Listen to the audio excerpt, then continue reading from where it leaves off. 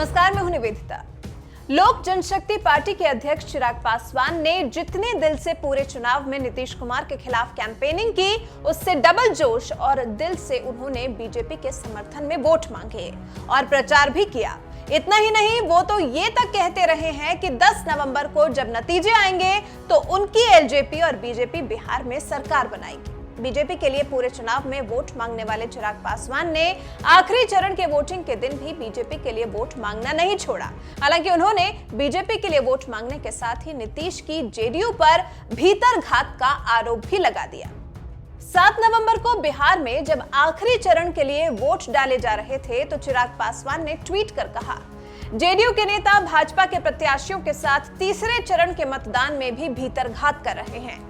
आप सभी से अपील है कि भाजपा के प्रत्याशियों को अपना आशीर्वाद दें। जेडीयू को दिया गया एक भी वोट कल बिहार में कोई परिवर्तन नहीं करेगा, जस की तस स्थिति बनी रहेगी। एक और ट्वीट में चिराग पासवान ने कहा, पिछले 2 चरण में बिहार ने विकास और बदलाव के लिए अपना आशीर्वाद दिया है। बिहार फर्स्ट, बिहारी फर्स्ट के दुश्मनों को सबक सिखाना है। बिहार को और बर्बाद नहीं होने देना है। बिहार को आगे ले जाने के लिए अपना मतदान करें। लोजपा संग भाजपा प्रत्याशियों की बढ़त है। नीतीश कुमार के सियासी संन्यास वाले बयान पर एक बार फिर चिराग पासवान ने हमला बोलते हुए कहा, अब नहीं तो कभी नहीं की नीति पर चलना होगा। इस बार साहब ने पिछले 5 साल का हिसाब दिया नहीं, अब साहब संन्यास ले रहे हैं। 5 वर्ष के बाद साहब आपका आशीर्वाद मांगने भी नहीं आएंगे। इस बार जब आना था आशीर्वाद लेने, तब तो कुछ किया ही नहीं। अगली बार साहब को कुछ करने की जरूरत भी नहीं है। सोशल मीडिया पर मोर्चा संभाले चिराग पासवान ने इससे पहले शुक्रवार की शाम एक ट्वीट कर कहा था, पिछले 30 साल में बदनाम से बदहाल बिहार होने के कारण बिहार सरकार के अंतर्गत सभी अधिकारियों का परिवार पटना या दिल्ली में रहता है और वो खुद पूरी जिंदगी अलग अलग जिलों में परिवार के बिना बिताते हैं। ये कैसी जिंदगी आप जीने के लिए बेबस है। यही समय बिहार को और बर्बाद होने से बचाने का है।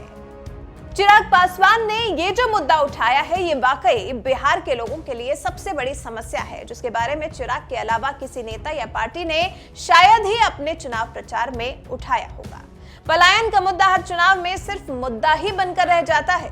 कोई सरकार इस समस्या का ठोस उपाय नहीं करती है। हालांकि चिराग पासवान ने जरूर ये मुद्दा उठाया है, लेकिन आम लोगों के लिए आवाज उठाने वाले चिराग पासवान को चुनाव में जनता का कितना समर्थन मिलता है और वो क्या बीजेपी के साथ सरकार बनाने लायक सीटें हासिल कर पाते हैं या नहीं, ये भी देखने वाली बात होगी। अगर नीतीश की जेडीयू को पछाड़कर चिराग पासवान अच्छी खासी सीट लेकर आते हैं तो ये उम्मीद जताई जा सकती है कि उन्होंने युवाओं के लिए जो विजन डॉक्यूमेंट तैयार किया है उस पर भी काम करेंगे। बहरहाल अब ये तो 10 नवंबर को ही पता चलेगा कि बिहार की जनता जनार्दन किस पर भरोसा जताती है।